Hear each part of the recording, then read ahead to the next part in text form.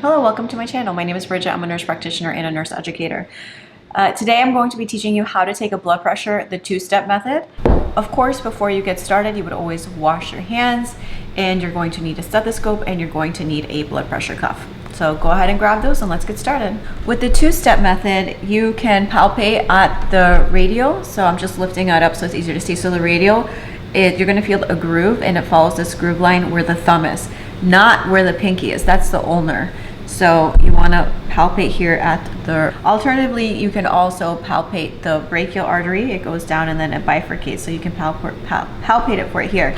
On the cuff, it'll say where the left arm, right? You want to align that along the brachial artery. So this is his left arm, so I'm going to align it where the brachial artery is.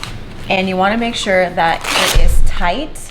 Now, a little hack is that if there's extra left over, I tuck it in here with the Velcro.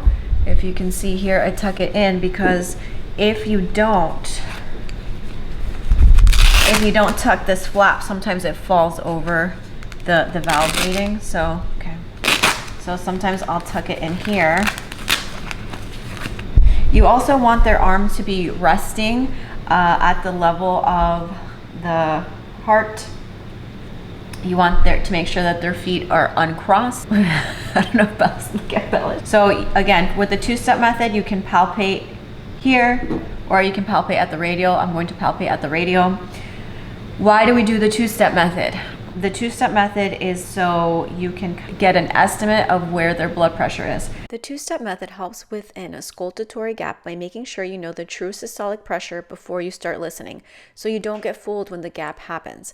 In step 1, you inflate the cuff until the radial pulse disappears, which tells you the actual systolic pressure.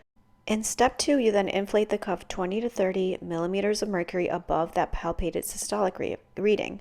Even if there's a gap in the carotid cuff sounds, you already know the systolic number from palpation. So you are going to palpate, and you are going to inflate the cuff until the pulse is gone.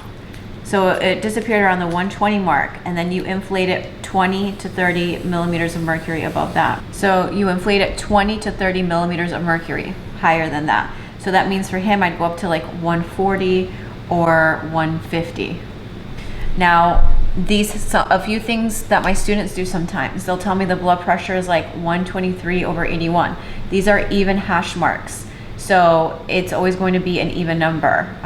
So make sure that that you're saying an even number. You want to make sure that the needle that the cuff is completely deflated, and the needle is in that center position. If not, it may need to be calibrated. It may not be calibrated. Also, you want to work on your dexterity. So some students struggle with opening and closing, and they try to use both arms. You want to make sure you're able to do it with one arm. It just makes life easier, because you need this other arm to have your stethoscope placed. Righty-tighty, lefty-loosey. Make sure you put your stethoscope in correctly. Some stethoscopes have a dot, and you check it by making sure that it's on the right spot. So you can tap it to make sure that you're listening on the right side, because if you have the dot flipped the wrong way, you're not going to hear the blood pressure. That if you have a dot, or if you don't have a dot, that you test to make sure that the valve is facing the correct way where you're going to listen. I'm going to put it on the brachial, and you want to release it slowly and evenly, not too slow, not too fast. If you go too fast, you're going to miss the systolic, which is the top number. If you go too slow, that may cause a false high, because you're just creating that tourniquet compression there constantly. Okay, now you can please clean your stethoscope with each patient, like wipe it with alcohol, because when you don't, you're taking germs from one patient to another. And you're listening for that first sound. Yeah. So you're at 130 still.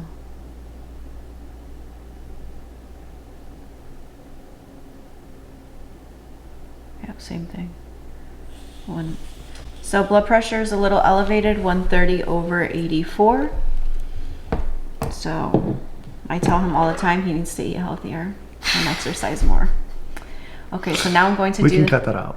So you can pause here if you need more time to read it, but remember that normal blood pressure is a systolic less than 120 and a diastolic, which is your bottom number, less than 80. And remember, systolic is your top number. Elevated is considered systolic between 120 to 129, and diastolic is still less than 80.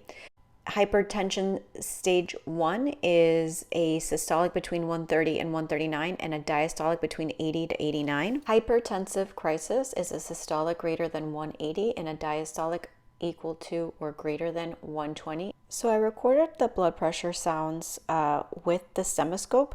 So I'm going to play those shortly, and you'll hear the thud, do, do, do, do, and you'll be able to hear the blood pressure.